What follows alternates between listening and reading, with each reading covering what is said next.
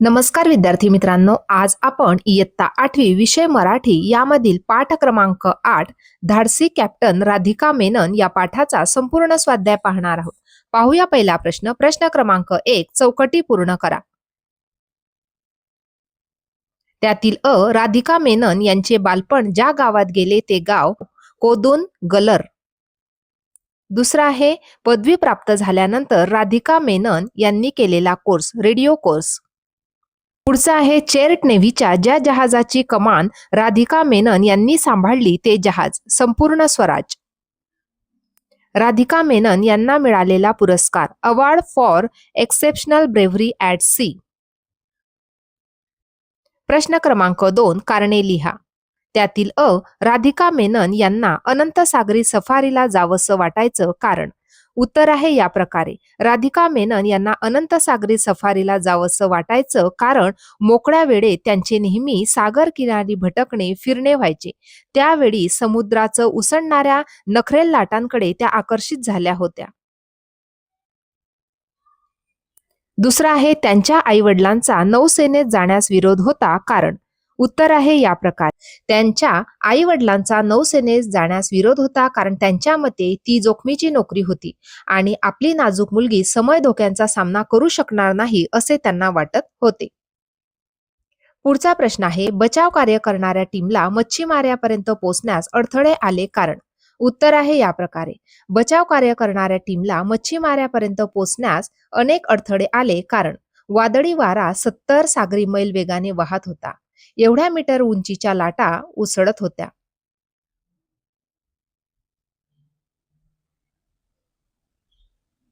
पुढचा प्रश्न आहे, प्रश्न क्रमांक 3, आकृती पूर्ण करा. राधिका मेनन यांचे गुणविशेष. बघा, या ठिकाणी आपल्याला 4 गुणविशेष लिहायचे आहे, ते या प्रकारे. पहिला गुणविशेष आहे धाडस. दुसरा आहे काहीतरी करून दाखवण्याची हिंमत. तिसरा आहे उत्तुंग इच्छाशक्ती आणि चौथा आहे रोमांचकारी प्रवासाची आवड. पुढचा प्रश्न आहे, प्रश्न क्रमांक 4, मच्छीमारांना वाचवण्यासाठी कॅप्टन राधिका व त्यांचे सहकारी यांनी केलेल्या कृतीचा ओघ तक्ता तयार करा. उत्तर आहे या प्रकारे. बघा, या ठिकाणी हा ओघ तक्ता आपल्याला पूर्ण करायचा आहे. त्या प्रश्नाचे उत्तर आहे या प्रकारे. सुटकेच्या मोहिमेला सुरुवात. दुसरं, जहाजातले लोक बचाव कार्यासाठी सज्ज झाले. तिसरं, वादळाच्या शक्तीविरुद्ध जहाजावरील कर्मचारी निकराचा प्रयत्न करीत राहिले. चौथं, पहिला प्रयत्न अयशस्वी. आणि पाचवा आहे, दुसरा प्रयत्न फसल्यावर राधिका यांनी तिसऱ्यांदा आपल्या टीमला पुढे जाण्याचा आदेश दिला. प्रश्न क्रमांक 5, स्वमत लिहा. त्यातील अ, कॅप्टन राधिकाच्या टीमने मच्छीमारांना वाचवल्याचा प्रसंग थोडक्यात तुमच्या शब्दात लिहा. उत्तर आहे या प्रकारे. कॅप्टन राधिकाच्या टीमने मच्छीमाऱ्यापर्यंत पोहोचण्याचा निकराने प्रयत्न केला, पण वादळाच्या जोरामुळे त्यांना नावेपर्यंत जाता आले नाही. पहिला प्रयत्न अयशस्वी झाला, तसाच दुसराही प्रयत्न अयशस्वी झाला. राधिका यांनी तिसऱ्यांदा आपल्या टीमला पुढे जाण्याचा आदेश दिला. जहाज थोडे पुढे गेले आणि पायलट शिडीद्वारा मच्छीमारांना त्यांच्या नावेतून जहाजात घेण्यात आले. नावेतले 7ही मच्छीमार सही सलामत वाचले. त्यातला आ प्रश्न आहे, धाडस आणि हिंमत असली की कुठलेही स्वप्न पूर्ण होऊ शकते, हे पाठाद्वारे स्पष्ट करा. उत्तर आहे या प्रकारे. धाडस आणि हिंमत असल्यामुळेच नौसेनेत निर्धाराला विरोध असूनही तिच्या आईवडिलांना तिला परवानगी द्यावी लागली. मच्छीमारांना वाचवण्याचे प्रयत्न दोनदा सफल झाल्यावरही तिसऱ्यांदा ती त्यांचा प्राण वाचवू शकली. या सर्व धाडस आणि हिंमत असली की कुठलेही स्वप्न पूर्ण होऊ शकते हे सिद्ध होते. या सर्व घटनेत धाडस आणि हिंमत असली की कुठलेही स्वप्न पूर्ण होऊ शकते हे सिद्ध होते. पुढचा प्रश्न आहे, मोठेपणी तुम्हाला कोण व्हावेसे वाटते आणि का, ते थोडक्यात लिहा. उत्तर आहे या प्रकारे. मोठेपणी मला एक शिक्षिका व्हायला आवडेल. शिक्षिकी जीवन संवेदनशील आणि प्रेरणादायी आहे. माझी इच्छा आहे की मी सातत्याने शिकत राहावे, नवनवीन कौशल्ये विकसित करावी आणि माझ्या ज्ञानाचा वापर इतरांच्या जीवनात सकारात्मक बदल घडवण्यासाठी किंवा आणण्यासाठी करावा. मला आशा आहे की माझ्या कामामुळे लोकांना प्रेरणा मिळेल आणि ते स्वतःच्या स्वप्नांकडे पाहण्यासाठी प्रोत्साहित होतील. माझ्या मते व्यक्तिगत विकास आणि इतरांना मदत करणे यामध्ये खरी समाधानी जीवनाची गुरुकिल्ली आहे. माझे वाचन. कोलंबसचे गर्वगीत ही कुसुमाग्रज यांची कविता मिळवून वाचा व शिक्षकांकडून समजावून घ्या. ती कविता आहे या प्रकारे. बघा, हजार जिव्हा तुझ्या गरजू दे प्रतिध्वनीने त्या, समुद्रा डळमळू दे तारे, विराट वादळ हेलकाऊ दे पर्वत पाण्याचे, ढळू दे दिशा कोण.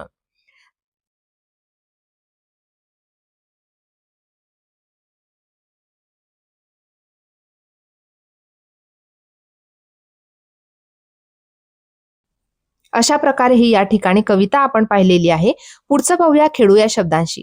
खालील वाक्यांतील वाक्प्रचार ओळखा व त्यांचा वापर करून वाक्य तयार करा. या ठिकाणी पहिलं वाक्य आहे, युद्ध प्रसंगी सैनिक जीवाची बाजी लावून लढत असतो. वाक्प्रचार आहे जीवाची बाजी लावणे. वाक्य, स्वातंत्र्य संग्रामात क्रांतीवीरांनी स्वातंत्र्यासाठी जीवाची बाजी लावली. पुढचं वाक्य आहे, मच्छीमार मदतीसाठी जीवाच्या आकांताने ओरडत होते. वाक्प्रचार आहे जीवाच्या आकांताने ओरडणे. वाक्य, पुरामध्ये वाहून जाताना काही लोक जीव वाचवण्यासाठी जीवाच्या आकांताने ओरडत होते. उपक्रम, खाली दिलेल्या क्षेत्रांतील पहिली भारतीय महिला कोण याचा शोध घ्या व त्याच्याविषयी अधिक माहिती मिळवा. पहिली पायलट सरला ठकराल, पहिली अंतराळवीर कल्पना चावला, पहिली रेल्वे चालिका सुरेखा यादव, पहिली शिक्षिका सावित्रीबाई फुले, पहिली डॉक्टर आनंदीबाई जोशी.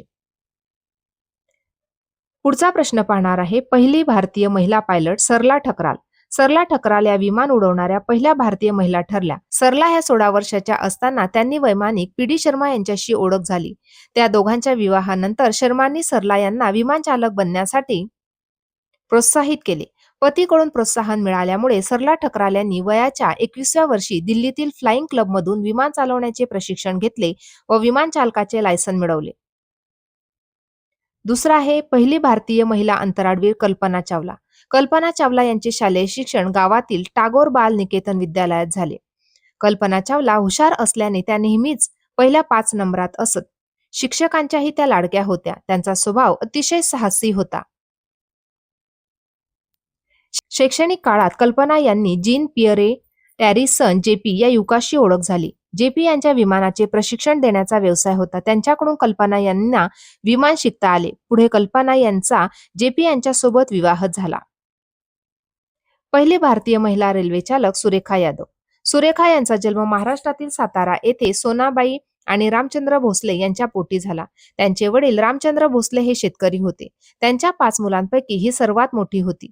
जेव्हा सुरेखा भोसले भारतीय रेल्वेच्या सेवेत रुजू झाल्या तेव्हा त्यांना समजले की भारतातील रेल्वे ट्रेन चालवणारी ती पहिली महिला आहे, जी तोपर्यंत पूर्णपणे पुरुषांचा बालेकिल्ला होती. इतर महिलांना तिच्याकडून प्रेरणा मिळाली. पहिली भारतीय महिला शिक्षिका सावित्रीबाई फुले. सावित्रीबाई ज्योतिराव फुले या एक भारतीय समाजसुधारक, शिक्षणतज्ज्ञ आणि कवयित्री होत्या. भारतातील पहिल्या महिला शिक्षिका म्हणून त्यांना ओळखले जाते.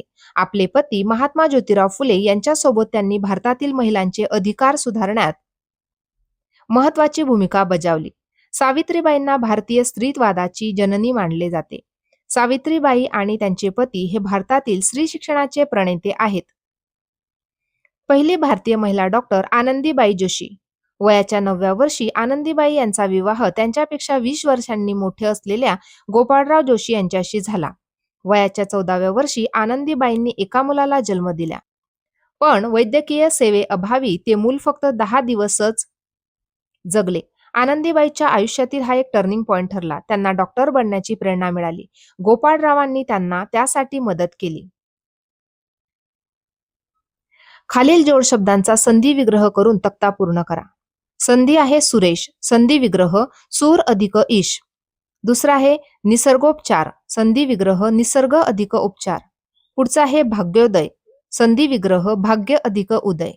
पुढचा आहे राजश्री, संधी विग्रह राजा अधिक ऋषी. खालील तक्ता पूर्ण करा. संधी विग्रह आणि संधी. महा अधिक ईश महेश, राम अधिक ईश्वर रामेश्वर, धारा अधिक उष्ण धारोष्ण, सह अधिक अनुभूती सहानुभूती, लाभ अधिक अर्थी लाभार्थी. जाहिरात लेखन. खालील जाहिरातीचे वाचन व निरीक्षण करून दिलेल्या प्रश्नांची उत्तरे लिहा. या ठिकाणी ही जाहिरात दिलेली आहे, त्यावर आधारित प्रश्न आपण पाहणार आहोत. जाहिरातीचा विषय डिजिटल शाळेतील प्रवेश, देणारे जाहिरातदार, शाळा व्यवस्थापन समिती पिसगाव. वरील जाहिरातीतील सर्वात जास्त आकर्षित करून देणारा घटक विद्यार्थी योजना. जाहिरात कोणासाठी आहे? इयत्ता 1ली ते 8वी मधील विद्यार्थ्यांसाठी. पुढचा प्रश्न आहे, वरील जाहिरात अधिक आकर्षक होण्यासाठी त्यात कोणकोणत्या घटकांचा समावेश असावा असे तुम्हाला वाटते? उत्तर आहे या प्रकारे. तंत्रज्ञानाची धरू नका असं, करूया आपला विकास असे वाक्य शाळेच्या नावाखाली टाकता येईल. याशिवाय संपर्क क्रमांक अथवा नमूद वेबसाईट केल्यास योग्य माहिती मिळवणे सोपे जाईल. तुमच्या मते जाहिरातीमधील महत्त्वाची वैशिष्ट्ये: डिजिटल शाळेचे चित्र, शाळेची वैशिष्ट्ये, विद्यार्थी योजना आणि गुणवत्तेची हमी. विद्यार्थी मित्रांनो, अशा प्रकारे आज आपण धाडसी कॅप्टन राधिका मेनन या पाठाचा संपूर्ण स्वाध्याय पाहिला. आजचा व्हिडिओ कसा वाटला ते नक्की कॉमेंट करून कळवा आणि व्हिडिओला लाईक, शेअर आणि सबस्क्राईब करायला विसरू नका. धन्यवाद.